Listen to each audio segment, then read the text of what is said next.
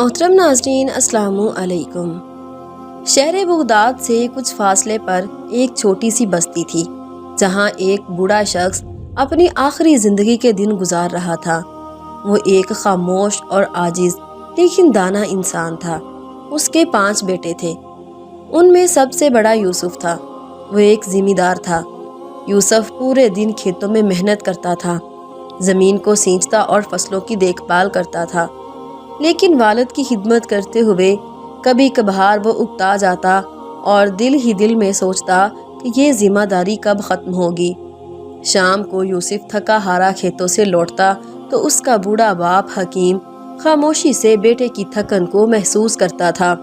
حکیم کے دل میں بیٹے کے لیے بے پناہ محبت تھی، لیکن وہ کچھ کہے بغیر فقط اپنی نظریں جھکا لیتا۔ کچھ عرصہ بعد حکیم اپنے بیٹے یوسف کے رویے میں تبدیلی محسوس کرنے لگا۔ وہ جانتا تھا کہ یوسف اپنی تھکن اور ذمہ داریوں کے بوجھ تلے دب چکا ہے، اور شاید اسے یہ محسوس ہونے لگا ہے کہ بوڑھا باپ اب اس کے لیے ایک بوجھ بن گیا ہے۔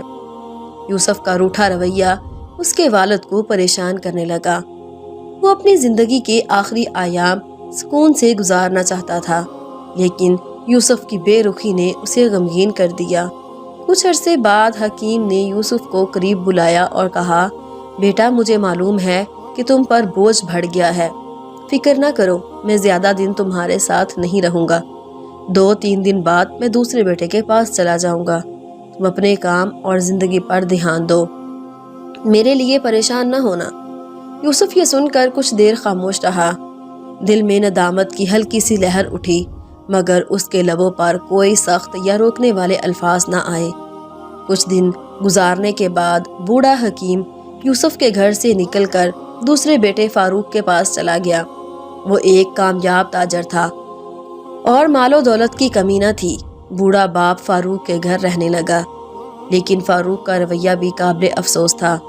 فاروق کے لیے کاروبار کی مصروفیت زیادہ اہم تھی، جبکہ اس کی بیوی سسر کو ہمیشہ نظر انداز کرتی اور ان سے بات کرنے کی زحمت بھی نہ اٹھاتی۔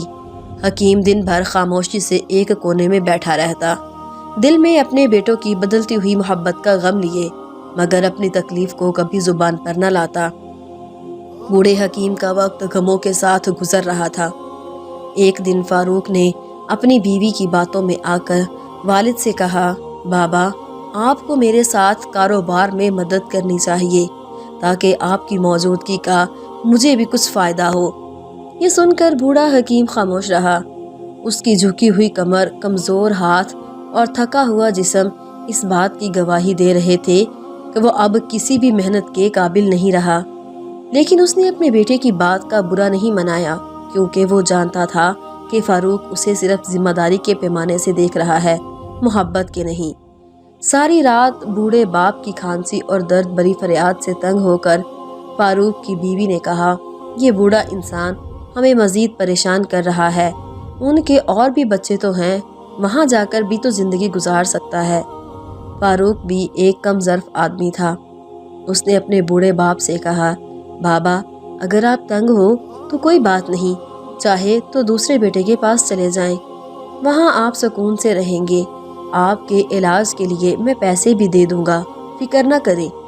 ان الفاظ نے حکیم کی عزت نفس پر ایک اور زخم لگایا۔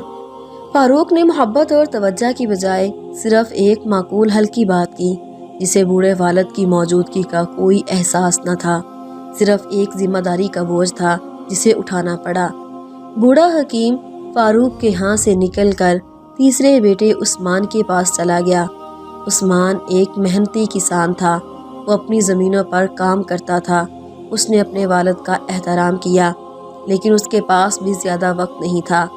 وہ دن بھر کھیتوں میں مصروف رہتا اور شام کو گھر آ کر بیوی بچوں کے ساتھ وقت گزارتا۔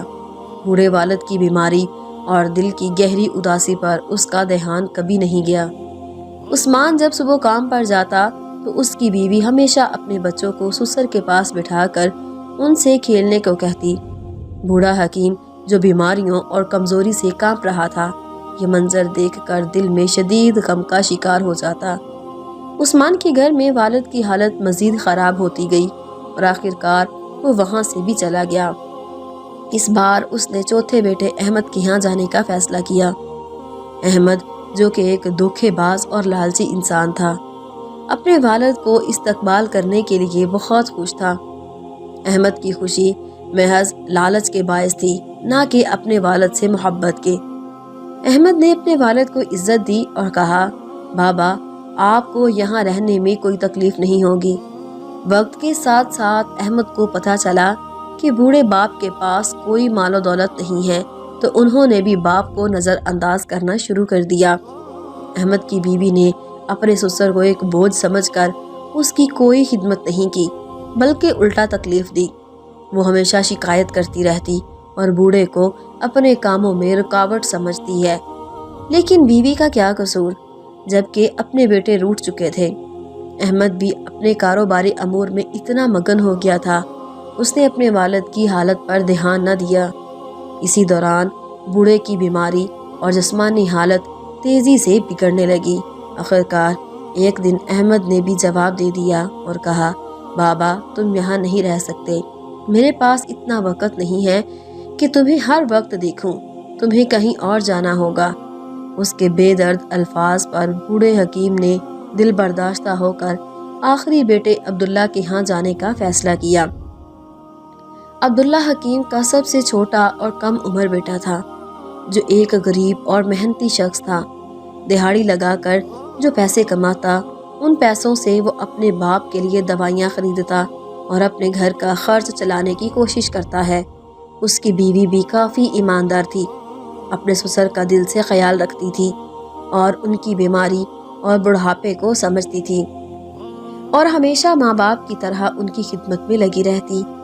بوڑھے حکیم نے جب عبداللہ اور اس کی بیوی کی محبت اور احترام دیکھا تو دل ہی دل میں خوش ہوا اور بہت دعائیں دینے لگا۔ وقت گزرتا گیا اور حکیم اپنے چھوٹے بیٹے کے گھر میں خوشی خوشی زندگی گزارنے لگا۔ اس کی زندگی میں سکون اور محبت واپس آئی، اور وہ اس بات پر شکر گزار تھا کہ آخرکار اسے وہ عزت ملی جس کا وہ ہمیشہ سے حقدار تھا۔ بالآخر حکیم کی زندگی کے آخری ایام شروع ہو گئے اور وہ شدید بیمار پڑ گیا۔ عبداللہ اپنے باپ کی حالت دیکھ کر بے حد غمگین ہوتا اور اکثر رو پڑتا، کیونکہ وہ اپنے والد کو ایک بوجھ نہیں بلکہ حقیقی معنوں میں باپ کے رتبے سے دیکھتا تھا۔ اس کے دل میں والد کی عزت اور محبت کا سمندر تھا، اور وہ ہر ممکن کوشش کرتا کہ اپنے والد کی خدمت میں کوئی کمی نہ رہ جائے۔ عبداللہ کے آنسو اور اس کی فکر والد کی زندگی کے ان آخری دنوں میں اس کے لیے ایک تسلی اور سکون کا باعث بنے۔ حکیم نے عبداللہ کی محبت دیکھ کر اسے اپنے قریب بلایا اور باریک آواز میں کہا، بیٹا میرے آخری دن قریب ہیں، میری سانسیں اب گنتی کی رہ گئی ہیں، لیکن اللہ تمہیں ہمیشہ خوش و آباد رکھے، جس طرح تم نے میری خدمت کی اور میرا دل جیتا۔ عبداللہ نے غمگین لہجے میں جواب دیا، بابا اللہ نہ کرے کہ آپ ہمیں چھوڑ کر چلے جائیں، آپ کے بغیر ہم کیسے جی سکیں گے۔ حکیم نے مسکراتے ہوئے کہا، بیٹا یہ تو حق کا راستہ ہے، ہر شے کو فنا ہونا ہے، مجھے بھی اپنے خالق حقیقی کے پاس جانا ہوگا۔ عبداللہ نے غمگین لہجے میں کہا، بابا کیا آپ مجھ سے خوش ہیں؟ میں وہ خدمت نہیں کر سکا جس کی آپ حقدار تھے، میری بیوی بھی کم عقل ہے، لیکن اگر آپ کے دل میں کوئی گلا شکوہ ہے تو ہمیں ضرور بتائیں اور اپنا غم ہلکا کیجیے۔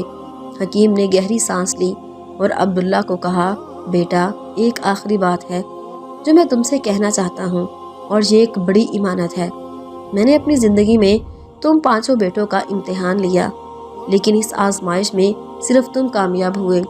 بیٹا میرے مرنے کے بعد تم بغداد کی فلاں گلی میں جابر نام کے ایک بوڑھے شخص کے پاس جاؤ، اسے میرا نام لے کر کہنا کہ حکیم وفات پا چکا ہے، اور وہ امانت جو میں نے اس کے پاس رکھی تھی وہ تمہیں دے دے۔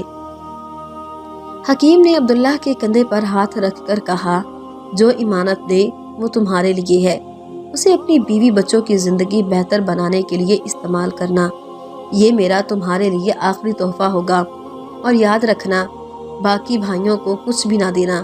اور بالآخر حکیم اس دنیا سے رخصت ہو گیا۔ حکیم کی وفات کا غم عبداللہ کے دل پر بجلی بن کر گرا، اس کی آنکھیں آنسوؤں سے بھری ہوئی تھی اور دل میں ایک بے پناہ خالی پن تھا۔ اس کی بیوی بھی شدت غم سے رونے لگی، کیونکہ اس نے حکیم کی خدمت دل سے کی تھی اور ان کا احترام کیا تھا۔ عبداللہ نے خود پر قابو پاتے ہوئے اپنے بھائیوں کو خبر دی اور انہیں جنازے میں شرکت کی دعوت دی۔ سب بھائی جو کبھی اپنے والد کو بہت سمجھتے تھے اب جنازے میں شریک ہو گئے۔ عبداللہ جو ہمیشہ ایمانداری اور محبت کا پیکر رہا، اپنے بھائیوں سے کہا، بابا جان نے مجھے ایک امانت سونپی تھی، مجھے یقین ہے کہ وہ کوئی قیمتی خزانہ ہوگا، لیکن اس میں سب بھائیوں کا حق ہے، حالانکہ بابا نے اسے صرف میرے لیے وصیت کی تھی۔ بھائی جو دل میں کہیں نہ کہیں لالچ رکھتے تھے فوراً بولے، عبداللہ جاؤ اور امانت لے آؤ، پھر اسے ہم 5 بھائیوں میں تقسیم کر دینا تاکہ سب کو برابر حصہ ملے۔ عبداللہ نے ٹھیک ویسا ہی کیا جیسا اس نے کہا تھا۔ وہ بغداد جا کر امانت لے آیا۔ جب اس نے صندوق کھولا وہ حیرت میں پڑ گیا۔ صندوق میں بغداد کے مشہور بازار کی کئی قیمتی دکانوں کے کاغذات، جواہرات جو اس کی ماں کے تھے، اور بہت سی اشرفیاں موجود تھیں۔ عبداللہ نے اپنی دیانتداری کا ثبوت دیتے ہوئے سب بھائیوں کو ان کا حق دیا اور خود اپنے حصے پر قناعت کی۔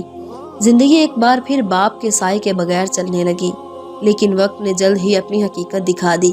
چند ماہ بعد بڑے بھائیوں میں سے ایک اپنے کاروبار میں بری طرح پھنس گیا۔ غیر ذمہ داری اور غلط فیصلوں کے باعث وہ قرض میں ڈوبتا چلا گیا۔ حالات اس قدر خراب ہو گئے کہ اسے اپنا گھر تک بیچنا پڑا۔ دوسرا بھائی جو کبھی عیش و عشرت کی زندگی گزارنے کا عادی تھا، ایک دن چوری میں ملوث پایا گیا۔ قاضی نے اسے جیل بھیجنے کا حکم دے دیا اور اس کی زندگی کی ساری ساکھ تباہ ہو گئی۔ باقی بھائی سونے کو ہاتھ لگاتا تو مٹی بن جاتا۔ یہ سب ناکامیوں کا ایک جواب تھا اور باپ کی بد دعا۔ دوسری طرف عبداللہ نے اپنی محنت سے بغداد میں کاروبار شروع کر دیا۔ کوفے سے عمدہ کپڑا خرید کر بغداد کے بازار میں بیچتا اور وقت کے ساتھ ساتھ کافی منافع کمانے لگا۔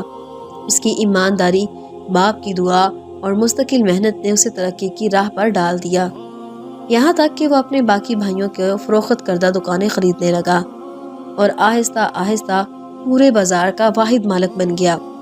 جو بھائی کبھی خود کو دولت مند سمجھتے تھے اب وقت کے مارے ہوئے عبداللہ کے در پر سوال کرنے آ گئے۔ عبداللہ جو ایک رحم دل اور مشفق انسان تھا ان کی مدد کرتا اور انہیں خالی ہاتھ واپس نہ جانے دیتا۔ اس کا یہ رویہ اس کے والد کی سکھائی ہوئی اخلاقیات کا عکاس تھا۔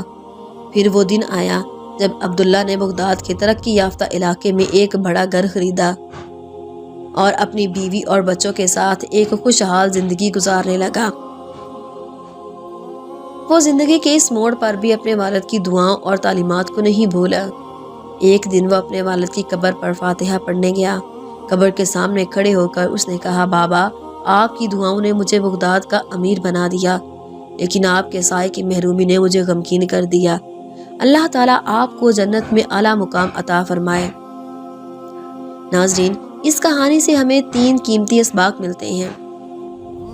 نمبر 1، والدین کی ذمہ داری ہے کہ وہ اپنے بچوں کی بہترین تربیت کریں تاکہ وہ بعد میں نہ صرف ان کا سہارا بنے بلکہ زندگی کی مشکلات کا سامنا بھی حکمت اور صبر سے کر سکیں۔ نمبر 2، ایک بیٹے کے طور پر والدین کو کبھی بوجھ نہ سمجھے، کیونکہ وقت کا پہیہ گھومتا ہے اور کل آپ خود اسی مقام پر ہو سکتے ہیں جہاں والدین آپ سے محبت اور توجہ کی امید کرتے تھے۔ نمبر 3، والدین کے ساتھ محبت، عزت اور اچھا رویہ اختیار کرنا نہ صرف آپ کے مستقبل کو روشن کرتا ہے بلکہ آخرت میں بھی بے شمار انعامات کا باعث بنتا ہے۔ والد چاہے جیسے بھی ہوں، ان کی خدمت بیٹے کا فرض ہے، کیونکہ ان کی دعائیں ہی آپ کی زندگی کا سب سے بڑا سرمایہ ہے۔